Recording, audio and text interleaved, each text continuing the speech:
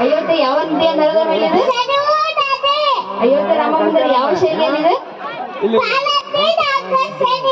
ರಾಮ ಮಂದಿರ ಶಂಕುಸ್ಥಾಪನೆ ಮಾಡಿದವರು?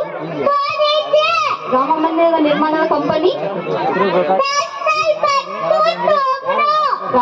ರಾಮನ ಎತ್ತರ 100.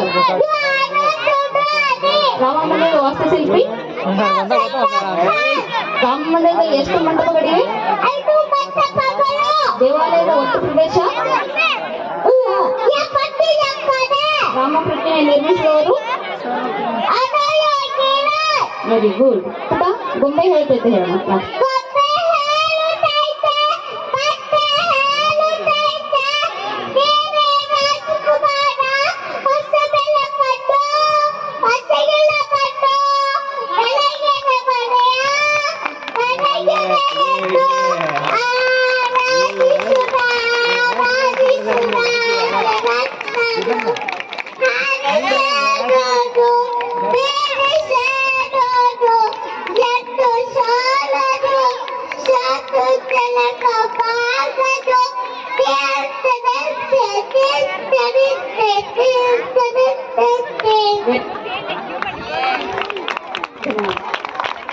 ನಮ್ಮ ಮಗಳಿಗೆ ಪ್ರೇರಣಾ ಅಂತ ಹೆಸರಿಡ್ಬೇಕು ಅಂತ ಅನ್ಕೊಂಡಿದ್ವಿ.